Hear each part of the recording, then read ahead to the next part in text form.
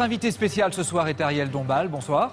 Bonsoir. Vous nous donnerez votre regard sur l'actualité, puis nous parlerons avec vous d'Opium, c'est le film que vous consacrez à Jean Cocteau. Merci d'être avec nous. Tout de suite, le sommaire de ce soir. Il faut savoir que les enjeux économiques sont importants pour les enseignes de bricolage, puisque c'est un secteur qui représente un chiffre d'affaires de 24,5 milliards d'euros. En tout cas l'année dernière, en hausse de 2,4% au mois d'août par exemple. Il était en baisse ces derniers mois et 76% des ventes se font en grande surface. Ariel Dombal, l'ouverture des magasins le dimanche, c'est le débat du moment. Ça vous paraît un débat d'arrière-garde ou pas ?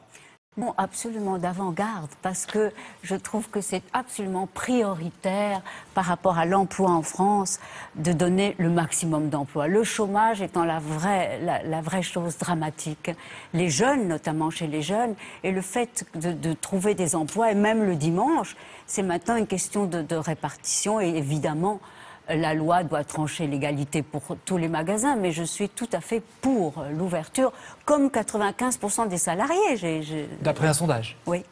Benoît Hamon, dont nous parlions à l'instant, qui réunissait son courant Un monde d'avance, auquel étaient présents d'autres ministres comme Arnaud Montebourg ou Christiane Taubira, est revenu sur les propos de Manuel Valls sur les Roms, mais sans mettre en cause directement son collègue du gouvernement. Il a appelé à ne pas tomber dans le piège des stéréotypes.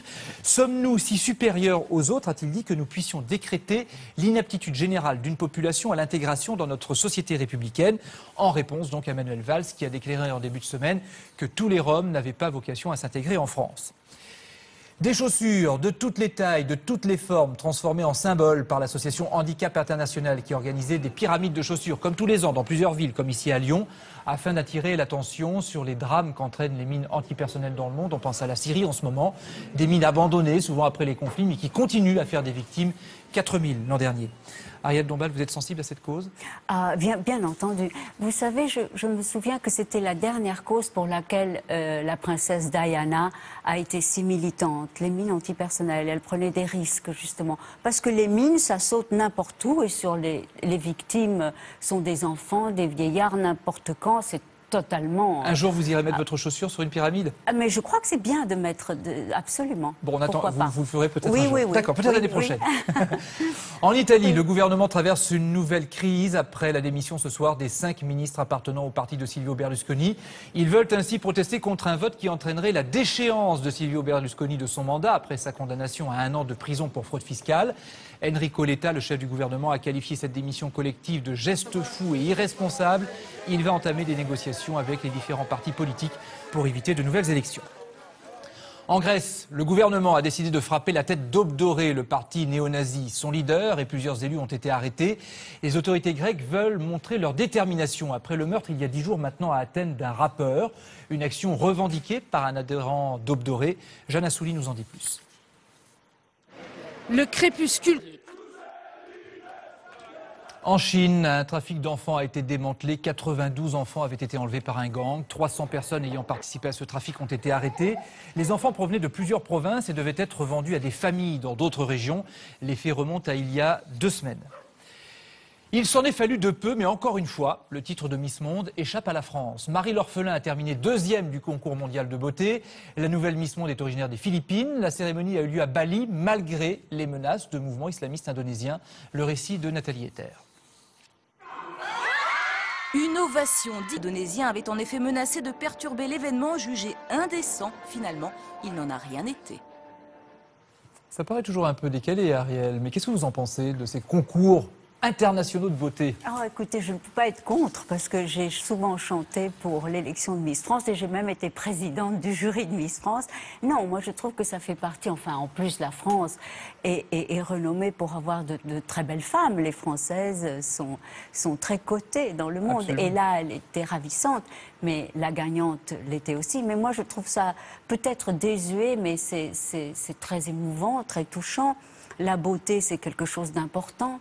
Et toutes ces femmes, c'est ravissant. Et ça nous aide à vivre aussi, la beauté, tous mais, les jours, malgré les horreurs du quotidien. Mais...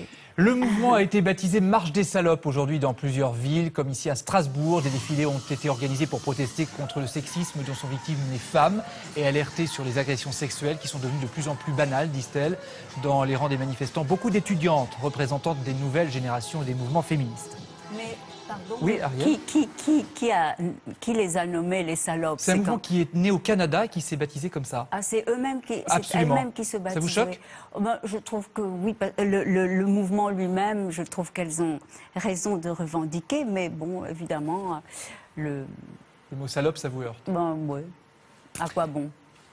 Ils le disent eux-mêmes avec humour, c'est une façon de s'évader. Des détenus du centre pénitentiaire de Réau, en Seine-et-Marne, présentent une exposition d'œuvres d'art à l'intérieur de la prison. Des peintures, des sculptures, des objets qu'ils ont choisis et que des musées ont prêtés.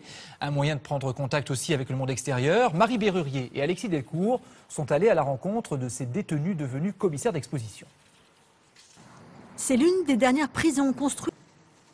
Vous parliez de beauté, l'art au service, j'allais dire, des détenus, c'est pas mal, c'est une bonne Ah, c'est initiative. formidable, parce que l'univers carcéral, c'est tellement affreux. Et l'art, c'est essentiel à la vie. C'est vraiment lui-même, le prisonnier disait, ça lui permet de s'évader, ça vous permet de vous reconstruire. C'est Surtout. formidable, quelle initiation.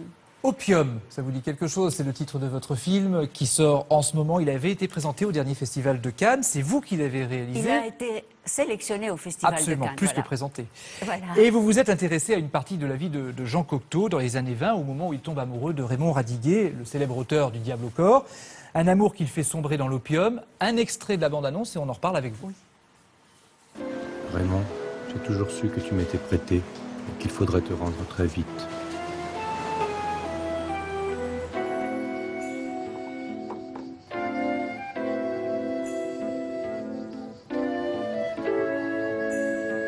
Dites-moi où le bas vous blesse, je soignerai la blessure aux lèvres froides, grande ouverte, criant son cri. Je te dévoile. Je vous aime pas. Je vous aime pas du tout. Vous êtes en train de tuer Jean. Je vous préviens, si vous le tuez, je vous tue aussi. Jean Cocteau, Raymond Radiguet, on va y revenir. Mais je voudrais vous dire ce que j'ai ressenti en voyant le film. Parce que c'est une période difficile de la vie de Jean Cocteau. Il sombre dans l'opium, dans la drogue. Oui. Il y a des moments difficiles dans ce film aussi. Et pourtant, on a l'impression qu'il y a presque de l'indolence. Enfin, il est doux à regarder, votre film. Il y a une espèce de contradiction, là. C'est bizarre. Voilà, mais évidemment, j'ai voulu faire le portrait d'un artiste qui est quand même quelqu'un de totalement étonnant, qui était Jean Cocteau, qui était en même temps un fabuliste, un écrivain, un critique, un cinéaste, à qui on doit évidemment cette célèbre Belle et la Bête. Et c'est quelqu'un qui m'a toujours fascinée. Et c'est en effet quelqu'un qui a eu toujours un problème avec l'opium. Oui. Un problème, c'était un grand opiomane. Et les phases d'intoxication, de désintoxication, ont jonché toute sa vie. Et vie. c'est parfois terrible. Hein. C'est évidemment dur à vivre pour lui. On le voit là dans un petit peu de scène, une scène qu'on a vue là. Vous avez convoqué plein de gens pour ce film. Alors évidemment, on vous y voit. On vient de voir Philippe Catherine là. Oui. Et puis plein d'amis à vous. Est-ce que c'est un film dans lequel vous avez voulu d'abord vous amuser autour des textes et des poèmes de Jean Cocteau? Est-ce que c'est un film biographique? Est-ce que c'est un film d'époque, un film musical? Vous le définiriez comment? Voilà, alors il a commencé par la musique, c'est-à-dire que Philippe Evenot, mon musicien, a mis en musique les sonnets de Cocteau, les textes de Cocteau. Tout le film, ce n'est que du Cocteau.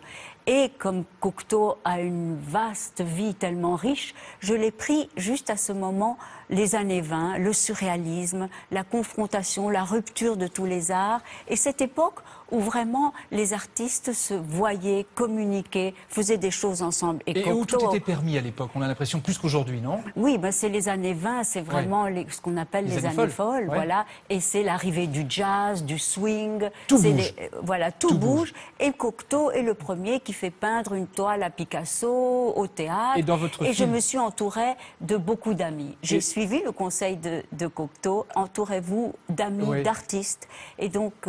c'est vrai que Grégoire Collin, Julie Depardieu, Philippe Catherine, Hélène Filière, C'est Neil étonnant Snyder. parfois de les voir ensemble, effectivement. Qu'est-ce que vous espérez que le public retienne de votre film?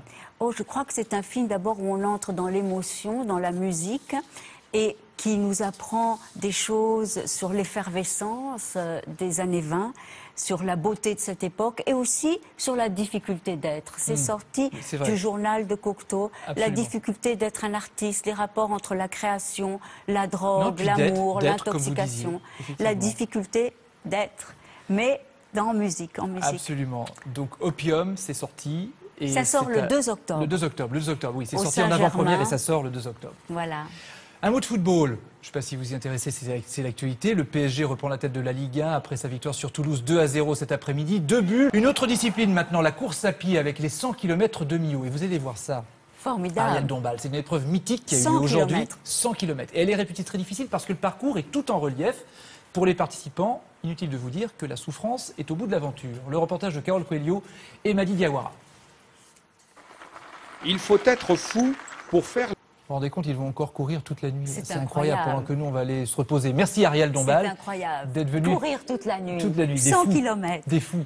Merci Ariel Dombal d'être venu sur le plateau de Soir 3. Et venez voir Opium si vous voulez être halluciné et ému. Et redécouvrir et chanter, Cocteau. Et redécouvrir Bien sûr. Rejoignez-nous aussi sur les réseaux sociaux. N'hésitez pas, je vous retrouve à 12h10 pour 12-13 dimanche, l'émission politique de France 3, demain, avec Jean-Luc Mélenchon pour invité. Tout de suite, Une nouvelle vie, le film. Bonne fin de soirée, merci et à demain. Découvrez l'info minute par minute sur l'application et le site France TV Info.